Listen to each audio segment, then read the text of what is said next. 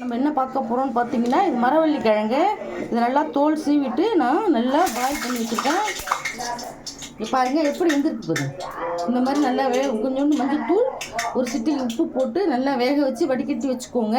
இப்போ வாங்க இது எப்படி செய்யணும்னு பார்க்கலாம். நான் கடாயில் ஒரு டேபிள் ஸ்பூன் கடலெண்ணெய் ஊற்றி காய வச்சுருக்கேன். ஒரு ஸ்பூன் கடுகு, ஒரு ஸ்பூன் உளுந்தம்பருப்பு, ஒரு ஸ்பூன் கடலைப்பருப்பு,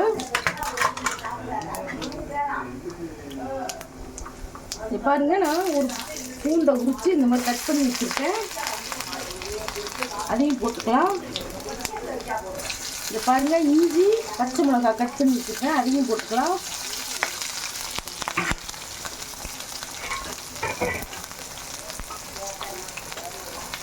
நல்லா வதக்கிக்கலாம்.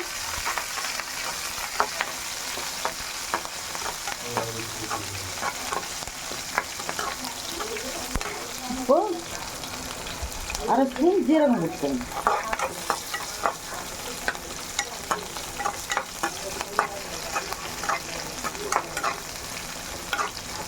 அடுத்தது நான் ஒரு பெரிய சைஸ் வெங்காயம் கட் பண்ணி வச்சுருக்கேன். அதையும் போட்டுக்கலாம்.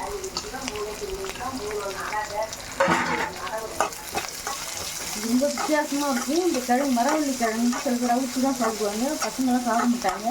சில பேருக்கு பிடிக்கும், சில பேருக்கு பிடிக்காது. இது மாதிரி செஞ்சு கொடுத்தீங்கன்னா நம்ம சாப்பாட்டுக்கு நல்லா சாப்பிட்லாம், குழம்பு சாப்பிட்லாம். இதே கிரேவியும் வைக்கலாம். கிரேவி வச்சுன்னா சப்பாத்தி, தோசை இதெல்லாம் வச்சு சாப்பிட்லாம். இப்போ வந்து வெங்காயம் ஏதோ கண்ணாடி பதம் வதக்கட்டும். ரொம்ப வதங்கணும் அவசியம் இல்லை. இந்த மாதிரி நல்லா வதக்கிக்கோங்க. வெங்காயம் நல்லா வதங்கிடுச்சு. இப்போது ஒரு தக்காளியை இந்த மாதிரி நைஸாக கட் பண்ணி வைக்கலாம்.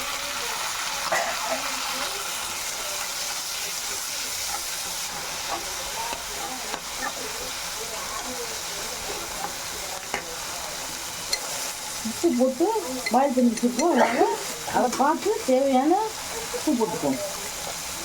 உப்பு பார்த்து போட்டு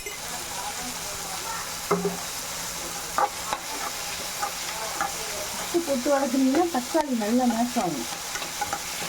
நல்லா வதங்கிட்டு போடணும்.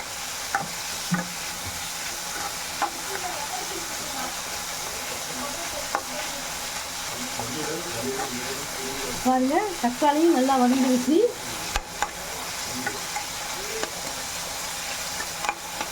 நல்லா பொடியாக இந்த கொத்தமல்லி போட்டுக்கோங்க.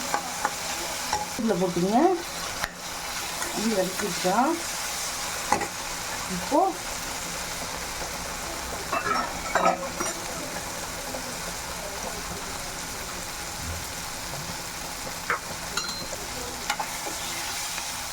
நான் வந்து 1/2 கிலோ மரவள்ளி கிழங்கு எடுத்துருக்கேன். அதுக்கு தேவையான நம்ம பச்சை மிளகாய் வேறு போட்டுக்கோம். தேவையான காரம் கம்மியாக ஒரு 1/2 டீஸ்பூன் குழம்பு மிளகாத்தூள் போட்டுக்கோங்க.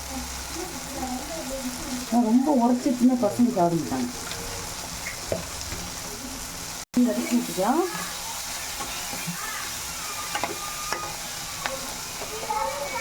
இப்போ ஒரு டீஸ்பூன் தயிர் போட்டுக்கோம். குட்டி தயிராக போட்டுக்கோங்க.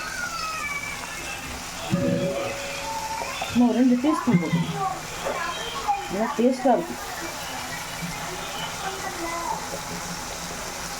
வதக்கிக்கலாம். காரம் பார்த்து போட்டுக்கோங்க. வேணும்னா இந்த காரமாக வேணும்னா நம்ம போட்டுக்கலாம். மரவள்ளி கிழங்குல போட்டுறோம்.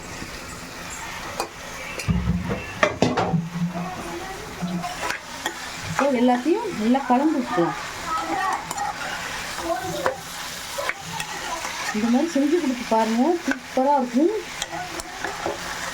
சும்மாவே நம்ம சாப்பிட்றலாம்.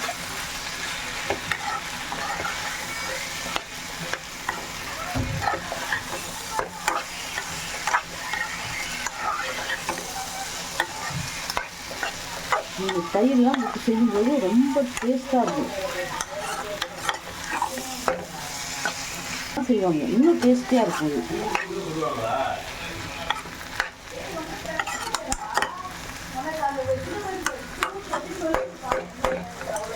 பாருங்க இந்த சிம்மில் ஒரு 10 நிமிஷம் போட்டு வச்சோம். இப்போ பாருங்கள் மரவள்ளி கிழங்கு ரெடி ஆகிடுச்சு. அதுக்கு நான் இப்போ தேங்காய் பூ வந்து நான் 1/2 மூடி இதில் பத்தாயாக எடுத்து போட்டிருக்கேன். இதில் ஒரு ஸ்பூன் சோம்பு போட்டு இப்போ பாருங்கள் கிழங்கு ரெடி ஆகிடுச்சு. இப்போது நான் 4 பத்தைக்கு ஒரு கை தேங்காய், இந்த மாதிரி குறைன்னு தேங்காயும் சோம்பையும் இது போட்டுக்கலாம்.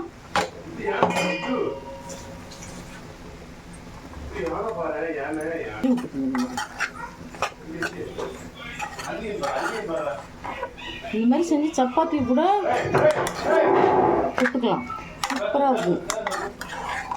இது சப்பாத்தியோடு வச்சு ஒன்று ஒரு கிழங்கு வச்சு சாப்பிட்டீங்கன்னா அருமையாக இருக்கும்.